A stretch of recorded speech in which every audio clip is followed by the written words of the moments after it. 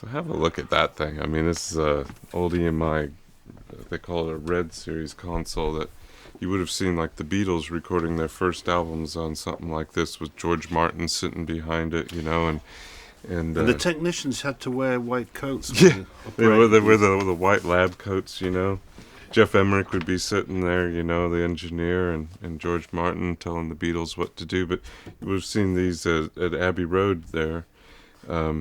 And there's really, I mean, I think there might be a few of these in existence, but one that's actually in a studio being used and totally up to snuff. This is the one. And we are using it, of course. We're using it. Yeah, we're using it. We've been putting the bass through this. It's like the world's greatest bass DI, you know, but we've been running the bass amp and bass guitar, or the bass DI and bass amp through here, and we've had piano and acoustic guitars and some of Richard Bennett's electric guitars as well through here, and it's just a big warm thing. It's got, you know, it's all tubes, whereas the new technology today, you know, it's transistors and FET op amps and stuff, but this is all done with tubes. Just an amazing thing. You just won't find it.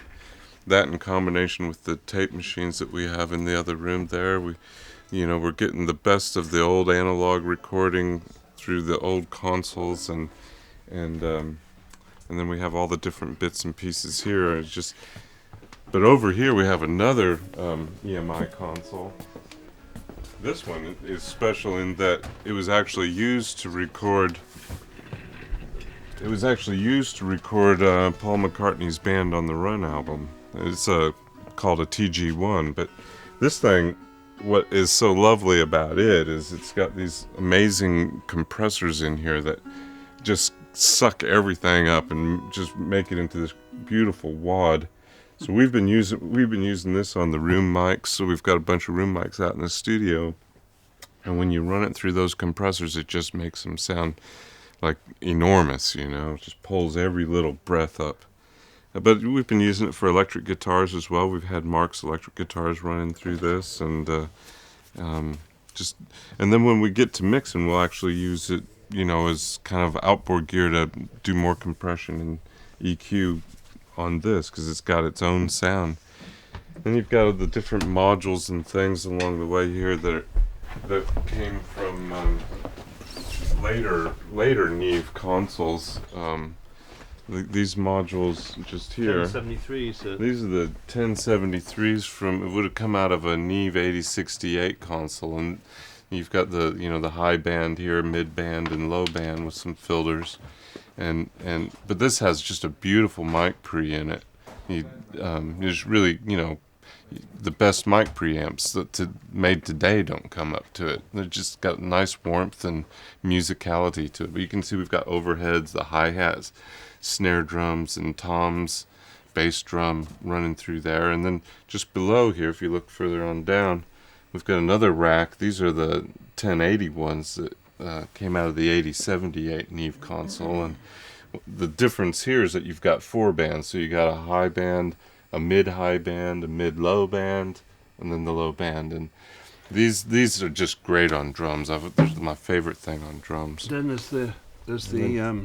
of course, we've got all the old Altec compressors, then there's the Fairchild, of course, at the end. Some more. This is like some American technology, the Altec compressors, and then these things here. These you just don't find.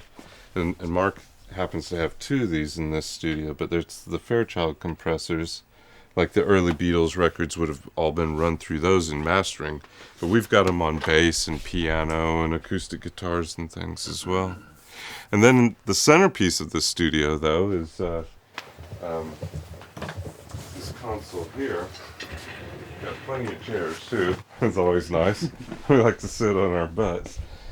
But this is the centerpiece of the studio, and this console, you can see, it's much larger. It can accommodate all the tracks that we're feeding it with.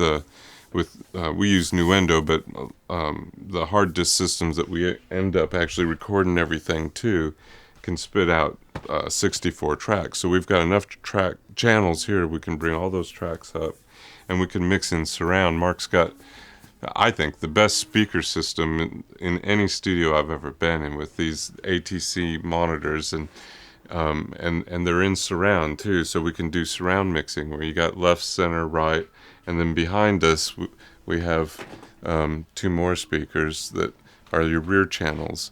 And Mark and I discussed the rear channels. This is actually a unique thing, and I've never seen it in any other studio where they're on a track where you can change the angle of how those speakers point at the listener to be for film, or the way the guys like to mix for music where it's further around behind. So you can create this great surround sound stage with these speakers and mix more accurately than any other studio I've ever been in. That pretty much summarizes this amazing place.